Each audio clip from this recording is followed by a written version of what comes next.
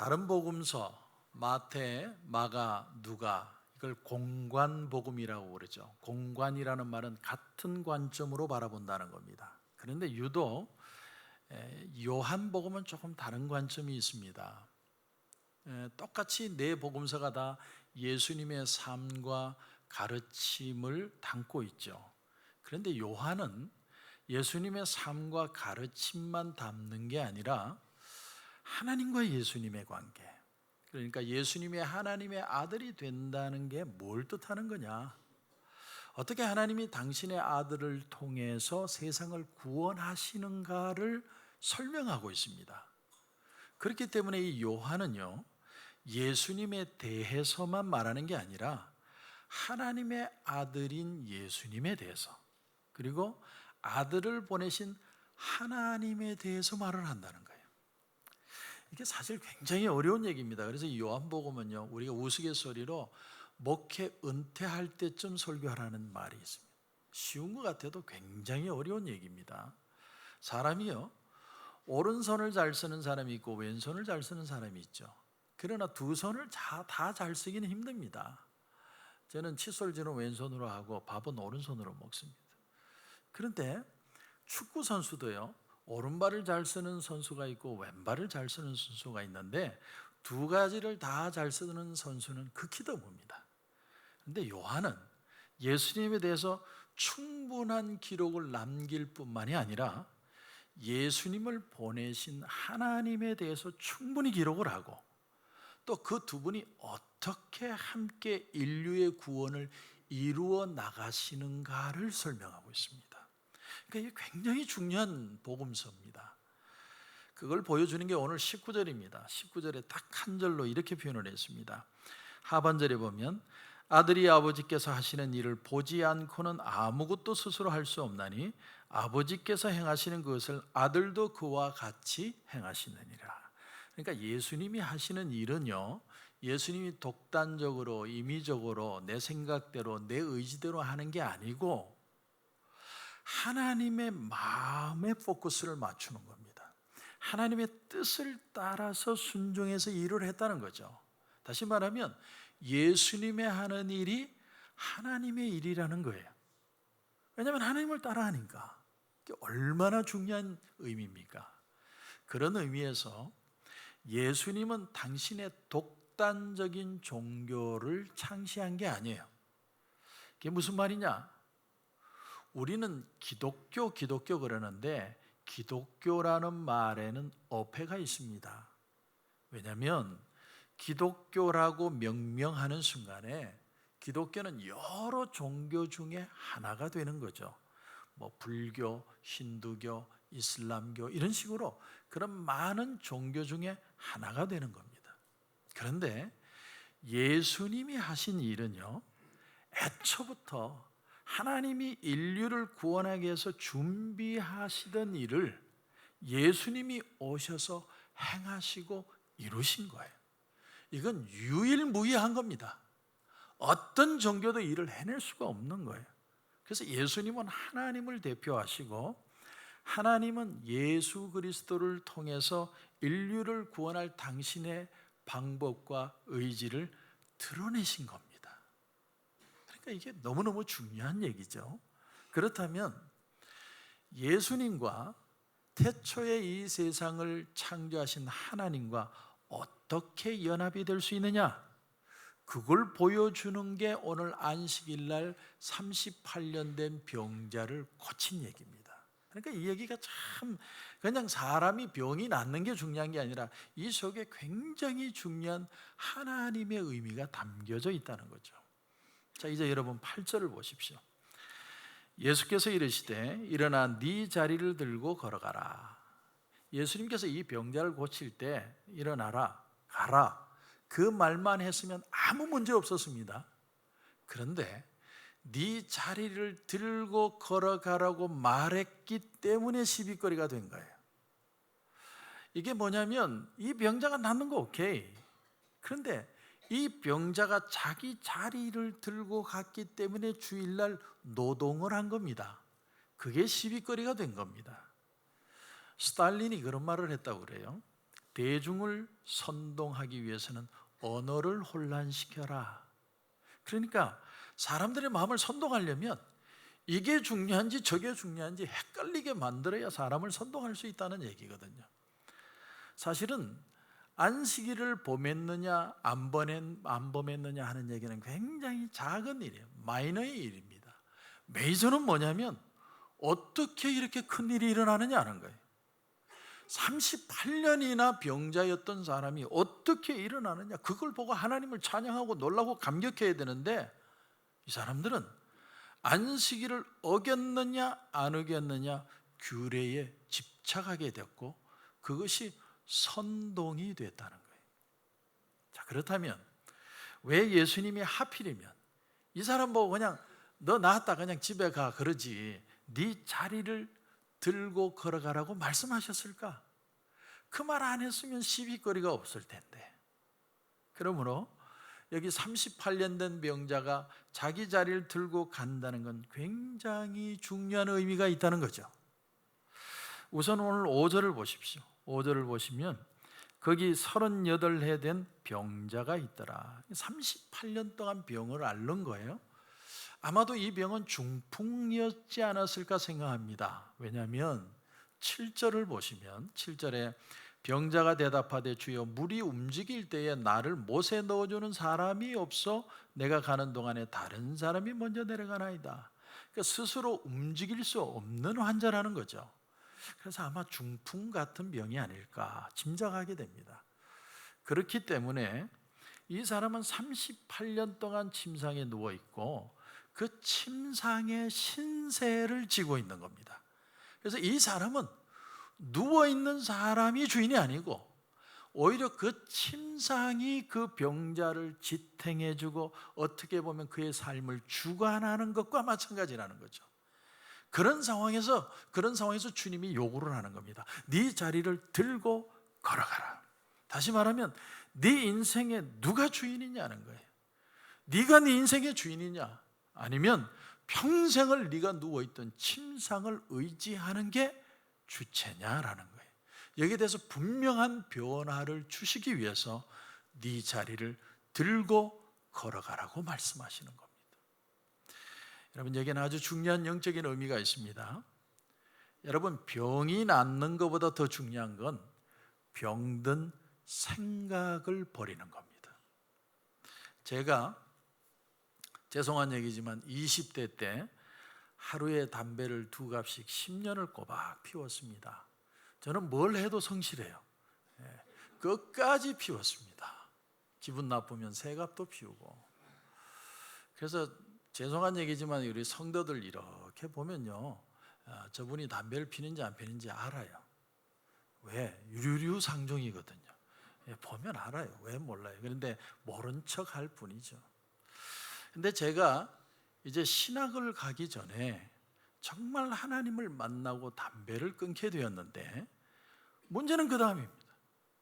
끊었다고 끊은 것이냐라는 거예요. 이게 정말 중요한 질문입니다. 10년 동안 몸에 밴 습관입니다. 그러니까 뭔가 조금 힘든 일이 있으면 생각이 나는 도구예요. 물론 성령 충만해서 성령 의지해서 성령의 힘으로 이제 살면 되죠. 근데 제가 맨날 성령 충만합니까? 인생을 살다 보면 또 별의별 일이 다 생기잖아요.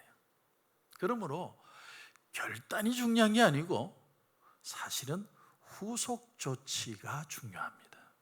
그래서 제가 한 게 뭐냐? 아주 쉬운 방법이었습니다. 근데 어떻게 보면 굉장히 어려운 방법일 수 있습니다. 그게 뭐냐면 친구를 바꾸는 거였어요. 친구를 바꾸는 거.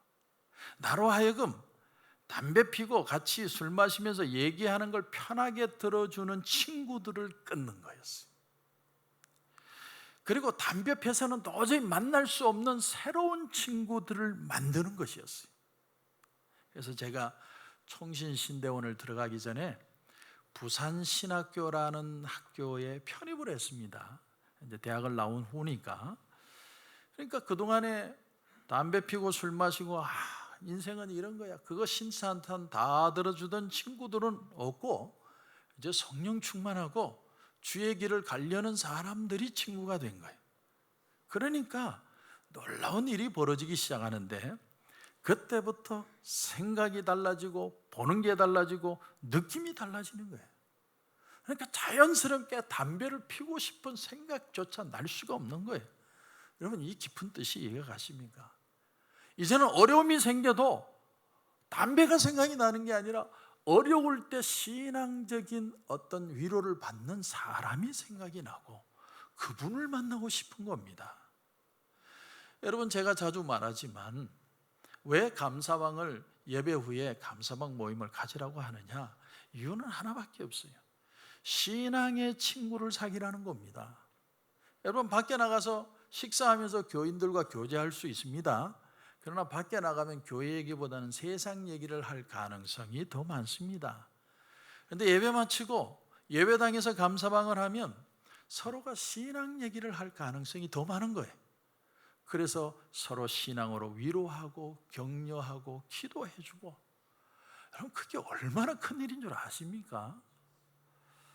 여러분, 예수님께서 나사로를 무덤에서 일으키셨을 때 나사로는 죽은 사람의 형태였습니다. 그 말이 무슨 말이냐면 몸이 전부 천으로 감겨져 있었습니다.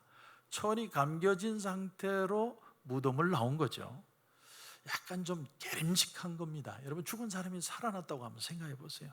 우리야 뭐 나사로야 일어나라 걸어 나오라 그래서 나왔으니까 할렐루야, 우린 쉽게 생각하지만 당사자들이 돼 보세요. 마르다 마리아는 굉장히 놀랐을 겁니다.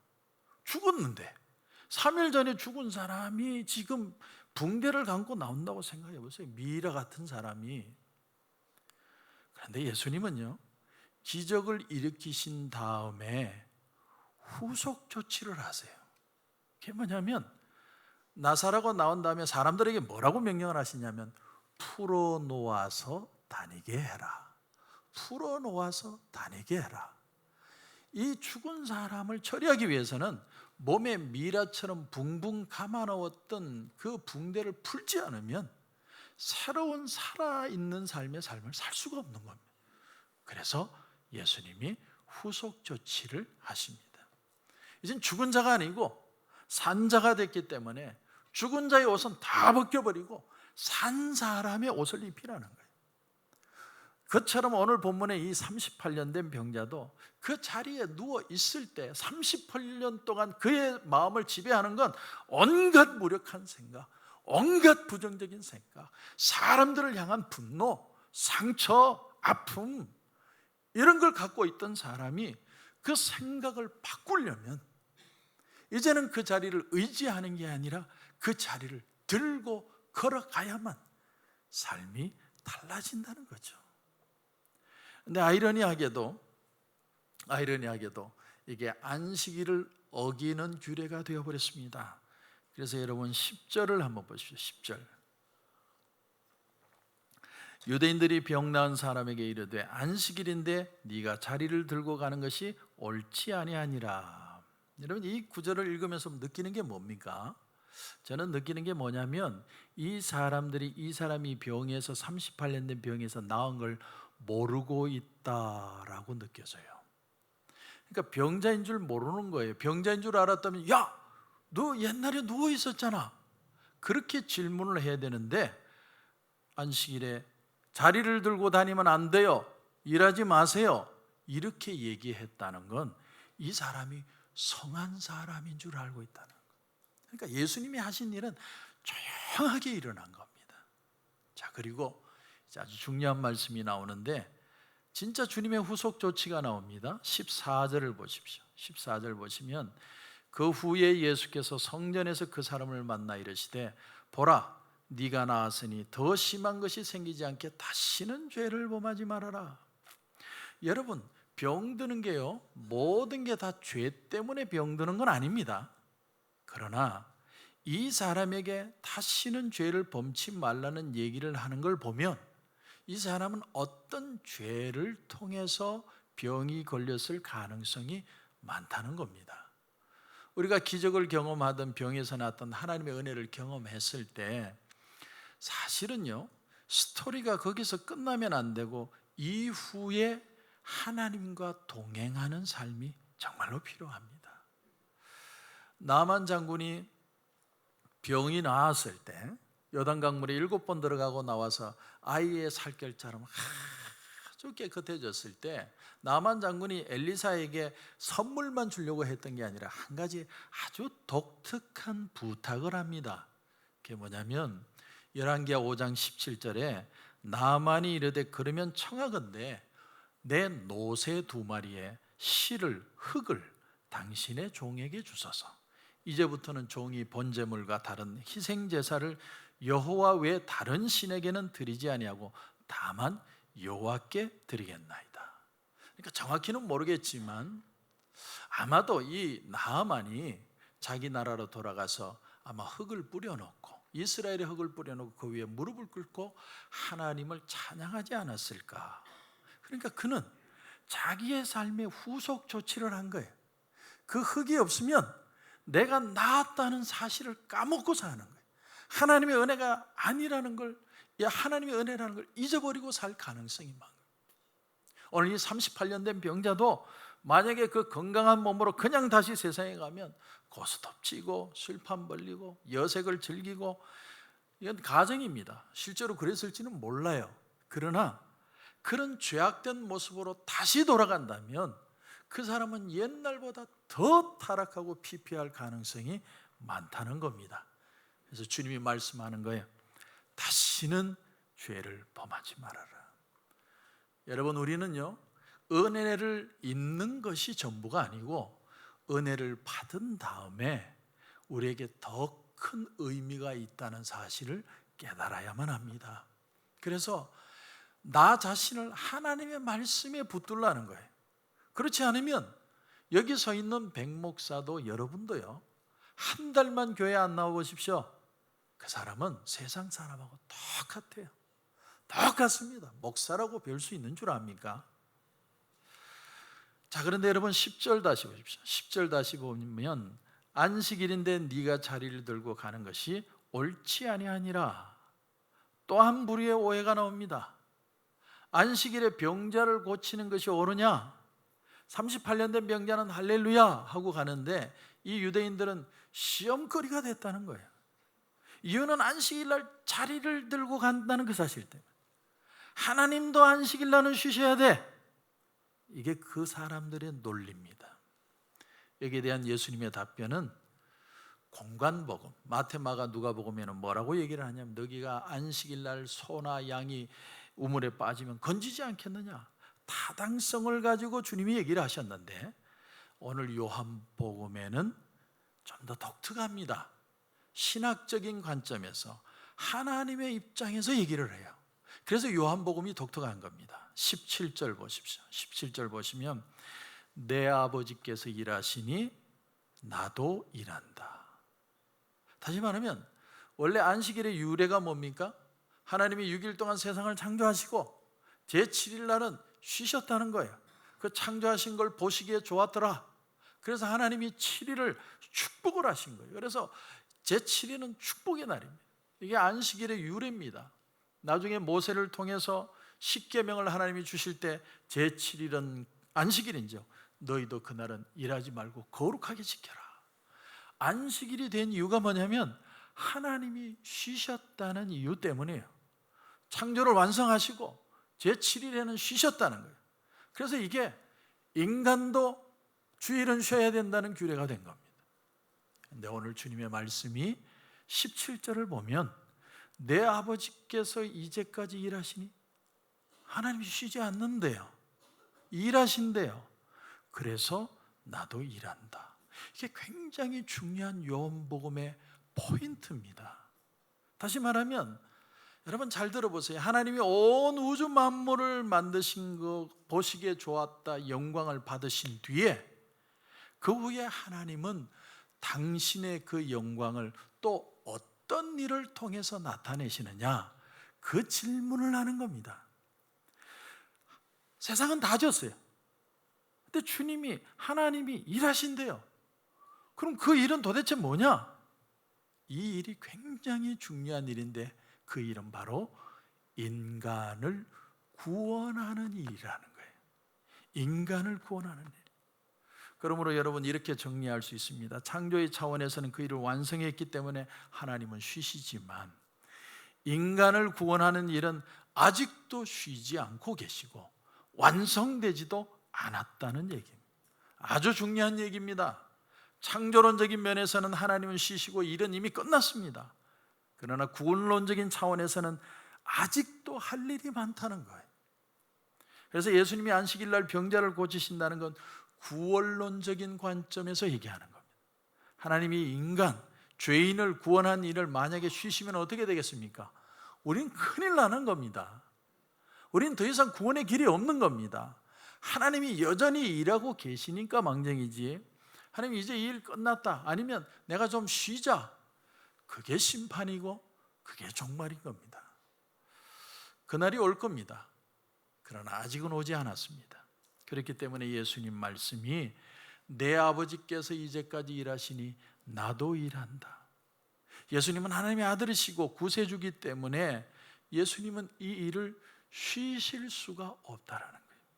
참고로 하나님의 아버지가 창조의 일을 완성하고 쉬셨다는 말은 이제 크리에이션, 창조는 더 이상 일어나지 않는다라는 얘기예요. 진화론자들은 지금도 크리에이션의 일이 일어난다고 얘기합니다. 우주 어딘가에 우주가 또 생성되고 있다고 얘기를 합니다. 그러나 성경은 분명히 얘기합니다. 창조는 끝났다. 더 이상 창조의 일은 일어나지 않는다. 하나님은 더 이상 새로운 생명을 창조하지 않으시고 새로운 우주를 만들지 않으시고 그 일을 완성하셨습니다. 그리고 지금 하나님이 하시는 일이 뭐냐면 죄인을 구원하는 일밖에 없다는 거예요. 이걸 위해서 예수님을 보내시고 성령을 보내시고 교회를 세우시고 성경 말씀을 주시고 그리고 성령이 교회와 함께 하셔서 언제까지 이 일을 지속하느냐 하면 예수님이 재림하실 때까지. 질고에 붙들려 있는, 질고라는 건 마음의 병, 몸의 병을 다 지칭하는 겁니다. 질고에 붙들려 있는 인간을 구원하는 일, 이게 하나님 아버지가 하시는 일입니다. 하나님이 우리가 인간을 구원하는 일에 포커스를 맞추면 하나님이 영광을 받으시겠다는 거예요. 그러므로 여러분에게 도전합니다. 내가 어떻게 하면 하나님 경험하죠? 목사님 어떻게 하면 하나님의 음성 들어요? 어떻게 하면 하나님의 능력을 맛볼 수 있습니까? 묻는 사람에게 제가 이렇게 말씀을 드립니다. 하나님이 하시는 일에 동참하십시오. 하나님이 하시는 일을 가까이 하면 하나님의 영광을 볼 일이 많습니다. 반대로 그 일을 멀리하고 소홀히하고 무관심하면 하나님이 별로 느껴지지 않고 경험할 수도 없고 하나님의 영광이 어디 있는지 안 보인다, 하나님이 어디 계신지 모르겠다, 이런 문제가 발생하는 겁니다. 그러므로 잘 들으십시오. 교회가 왜 있느냐? 코로나 감사 교회가 왜 여기 있어야 하느냐? 예수님의 교회지만 하나님이 하시는 인간을 구원하는, 죄인을 구원하고 건지는 일을 가까이 할수록 교회는 하나님의 능력을 경험하게 된다는 거예요. 반대로 그것과는 전혀 상관없는, 먹고 놀고 프로그램이 구원과는 아무 상관없는 일을 하면 하나님이 느껴지지 않는 거예요. 이게 교회입니다. 그래서 아주 놀라운 비밀 하나를 발견합니다. 천지 만물을 짓는 일은 하나님이 혼자 하셨지만 질고와 죄에 붙들려 있는 인간을 구원하는 하는 일은 하나님이 우리와 동역하신다라는 사실, 사랑과 함께 일하신다는 거예요. 이게 놀라운 겁니다. 나도 일한다라고 주님이 말씀하신 건 주님이 일한다는 얘기도 있지만 플러스 우리도 주님처럼 하나님과 같이 일할 수 있게 하신다는 거예요. 누구를 통해서요? 성령을 통해서. 그래서 요한계시록 22장 17절에 보면 성경 제일 마지막 장입니다. 이런 말씀이 나옵니다. 성령과 신부가 말씀하시기를 오라 하시는도다. 성령과 신부, 요한계시록의 신부는 교회를 말합니다. 성령과 교회가 오라 하는도다. 듣는 자도 오라 할 것이요 목마른 자도 올 것이요 또 원하는 자는 값없이 생명수를 받으라 하시더라. 여러분, 그러니까 인류 역사의 끝날까지 성령은 교회와 함께 한다는 거예요. 그런데 함께 하면서 뭐를 하느냐? 생명을 구원하는 일을 한다는 거예요. 그게 교회에게 맡긴 마지막 미션이라는 겁니다. 생명 구원하는 일에 투자하도록 하나님이 우리를 부르시는 겁니다. 그러므로 다시 돌아가 보면 하나님은 천지를 창조하시고 안식일에 쉬셨다. 그러므로 너는 왜 안식일날 일하느냐?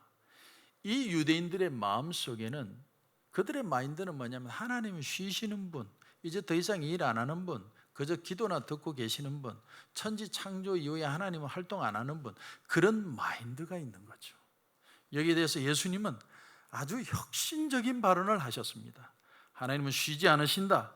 지금까지 일하신다. 이제까지 일하신다. 그래서 여러분, 천지 창조는 크리에이션, 창조, 크리에이션이라고 말하지만 그 후에 하나님이 이제까지 하시는 일은 리크리에이션, 재창조하는 일입니다. 그런즉 누구든지 그리스도 안에 있으면 새로운 피조물이라. 이전 것은 지나갔으니 보라 새 것이 되었도다. 우리를 새로운 피조물로 만드는, 육에 속한 것은 육이요, 성경이 말하는데 성령이 오심으로 우리를 born again 해서 리크리에이션 하는 작업을 하나님은 하고 계시다는 거예요. 제가 자주 드리는 예화 가운데 여러분도 잘 아는 얘기입니다. 에릭 리들이라는 스코틀랜드의 국가대표 달리기 선수가 있었죠. 1924년에 프랑스 올림픽을 나갔습니다. 그때 스코틀랜드 국민들은 굉장한 기대를 했어요. 왜냐하면 그때까지 한 번도 스코틀랜드가 100m 달리기에 금메달을 따본 적이 없어요. 그런데 에릭 리들은 가능성이 너무나 많은 선수였어요. 근데 우리가 잘 아는 대로 에릭 리들이 100m 달리기를 하려고 했던 날이 주일이었죠. 그래서 나는 주일날 달리지 않습니다. 난리가 났습니다. 스코틀랜드 국민들이 들고 일어났습니다. 국민을 개 돼지로 아느냐? 너만 잘났냐? 국민은 아무것도 아니냐?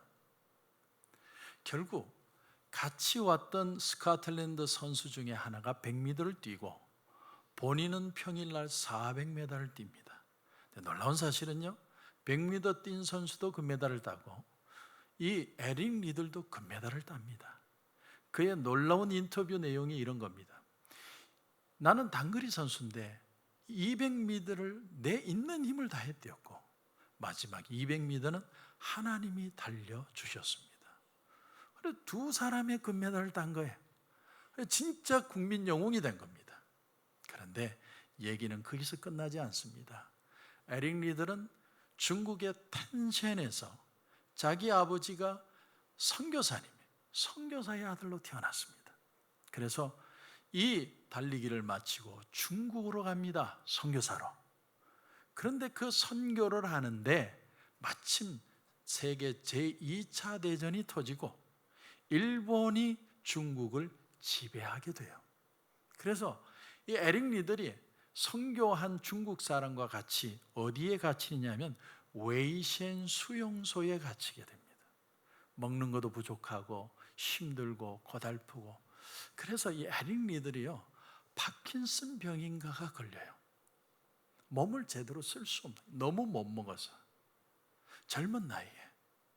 그런데 어느 날 꼬마들이, 그 수용소 안에 꼬마들이 에릭 리들을 찾아옵니다. 그리고 뭐라고 얘기하냐면, 선교사님, 우리 이번 주일날 축구해요. 주일날 축구해요. 에릭 리들은 주일을 지켜서 하나님 나라의 영웅이 된 사람이에요. 근데 주일날 축구해요. 에릭 리들이 그 주일날에요, 그 아이들과 같이 뜁니다.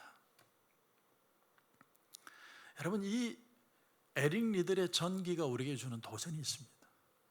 하나님이 크리에이션, 세상을 창조하고 지키라고 말씀을 하셨다면 에릭 리들은 창조의 그 사명을 지켰지만 아이들을 통해 리크리에이션, 새 생명을 구원하는 일에 하나님의 사역에 동참하게 되었다는 사실입니다. 여러분, 이 시대에 왜 교회가 존재하느냐? 우리가 잘 먹고 잘 살고 이 교회를 잘 관리하기 위해서? 아닙니다. 영혼 구원을 위해서 교회는 존재하는 거예요.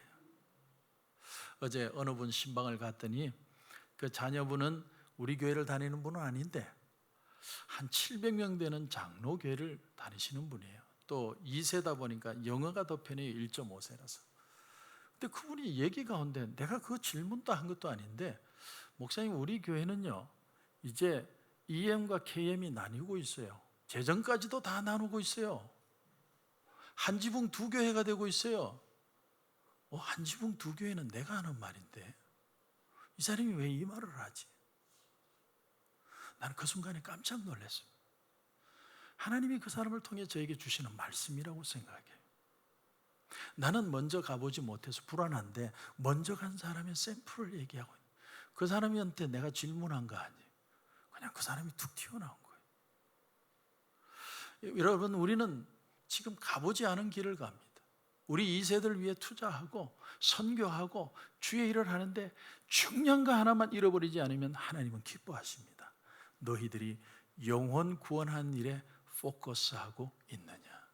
그것만 있다면 하나님은 영광 받으시고 우리의 삶은 축복이 될 것입니다. 그런 은혜가 저와 여러분 가운데 넘치시길 주님의 이름으로 축원합니다. 우리 한번 눈을 감겠습니다.